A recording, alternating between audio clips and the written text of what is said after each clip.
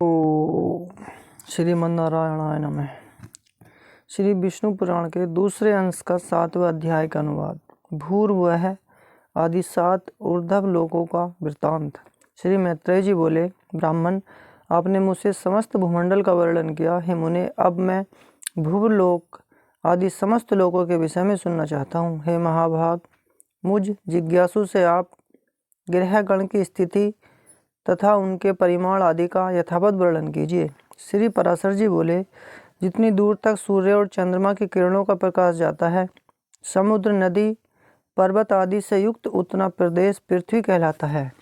हे द्विज, जितना पृथ्वी का विस्तार और परिमंडल है, उतना ही विस्तार और परिमंडल भूरलोक का भी है। हे मैत्रेय, पृथ्वी से 1,00,000 योजन दूर सूर्यमंडल है और सूर्यमंडल से भी 1,00,000 योजन के अंतर पर चंद्रमंडल है। चंद्रमा से परे 100,000 योजन ऊपर संपूर्ण नक्षत्र मंडल प्रकाशित हो रहा है। हे ब्राह्मण, नक्षत्र मंडल से 2,00,000 योजन ऊपर बुध और बुध से भी 2,00,000 योजन ऊपर शुक्र स्थित है।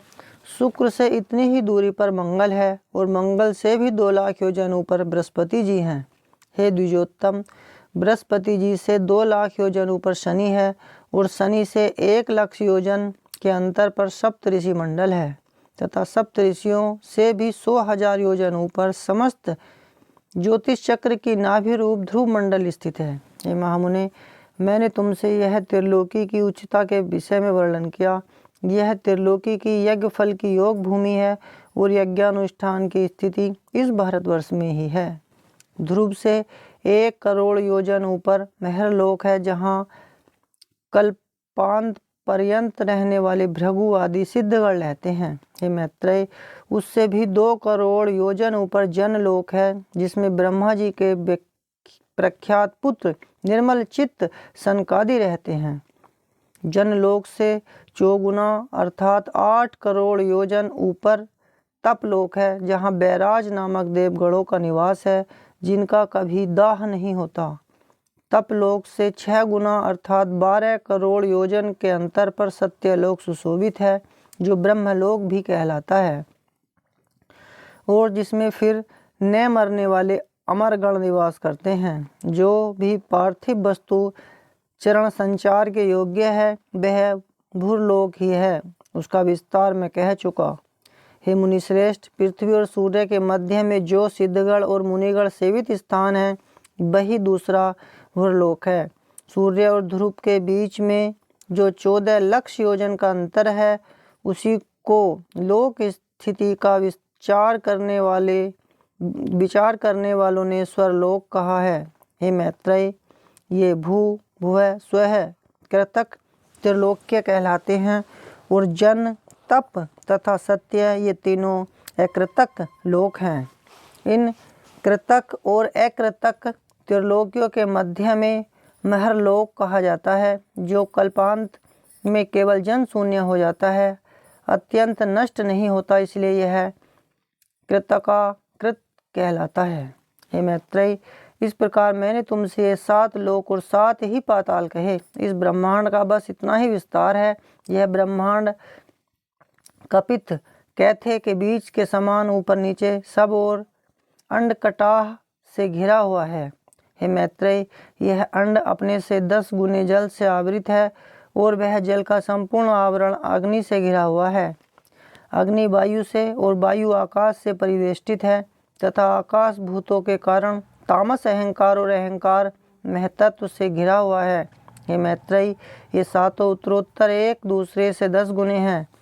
महतत्व को भी प्रधान ने आवृत कर रखा है। वह अनंत है तथा उसका न कभी अंत होता है और न कोई संख्या ही है, क्योंकि हे मुने, वह अनंत, असंख्य, अपरिमेय और संपूर्ण जगत का कारण है और वही परा प्रकृति है। उसमें ऐसे हजारों, लाखों तथा सैकड़ों करोड़ ब्रह्मांड हैं।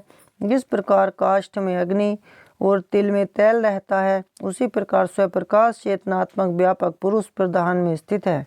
हे महाबुद्धे, ये संश्रयशील आपस में मिले हुए प्रधान और पुरुष भी समस्त भूतों की स्वरूप भूता विष्णु शक्ति से आवृत हैं।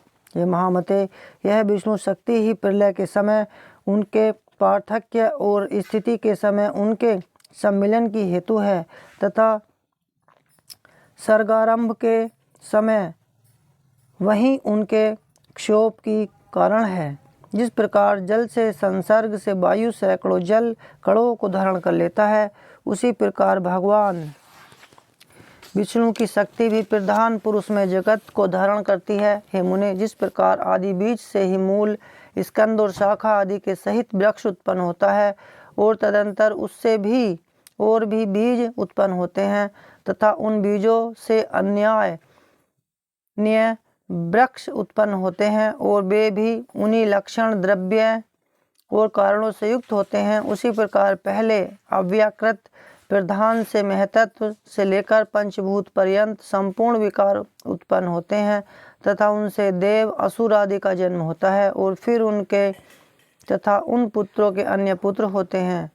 अपने बीज से अन्य वृक्ष के उत्पन्न होने से जिस प्रकार पूर्व वृक्ष को कोई क्षति नहीं होती, उसी प्रकार अन्य प्राणियों के उत्पन्न होने से उनके जन्मदाता प्राणियों का ह्रास नहीं होता। जिस प्रकार आकाश और काल आदि सन्निधि मात्र से ही वृक्ष के कारण होते हैं, उसी प्रकार भगवान श्री हरि भी बिना परिणाम के ही विश्व के कारण हैं। हे मुनि सत्तम, जिस प्रकार धान के बीज में मूल, नाल, पत्ते, अंकुर, तना, कोष, पुष्प, क्षीर, तंडुल, तुष और कण सभी रहते हैं तथा अंकुरों उत्पत्ति के हेतुभूत भूमि एवं जल आदि सामग्री के प्राप्त होने पर वे प्रकट हो जाते हैं, उसी प्रकार अपने अनेक पूर्व कर्मों में स्थित देवता आदि विष्णु शक्ति का आश्रय पाने पर आविर्भूत हो जाते हैं, जिससे यह संपूर्ण जगत उत्पन्न हुआ है, जो स्वयं जगत रूप से स्थित है, जिसमें यह स्थित है तथा जिसमें यह लीन हो जाएगा, वह परब्रह्मा ही भगवान विष्णु हैं। वह ब्रह्मा ही उन विष्णु का परम धाम पर स्वरूप है। वह पद सत और असत दोनों से विलक्षण है तथा उनसे अभिन्न हुआ ही यह संपूर्ण चराचर जगत उससे उत्पन्न हुआ है। वह अव्यक्त मूल प्रकृति है, वही व्यक्त स्वरूप संसार है, उसी में यह संपूर्ण जगत लीन होता है तथा उसी के आश्रय स्थित है। यज्ञादि क्रियाओं का कर्ता वही है, यज्ञ रूप से उसी का यजन किया जाता है और उन यज्ञादि का फलस्वरूप भी वही है तथा यज्ञ के साधन रूप जो सुरवा आदि हैं, वे सब भी हरि से अतिरिक्त और कुछ नहीं है। इस प्रकार श्री विष्णु पुराण के दूसरे अंश में 7वां अध्याय समाप्त हुआ। ओ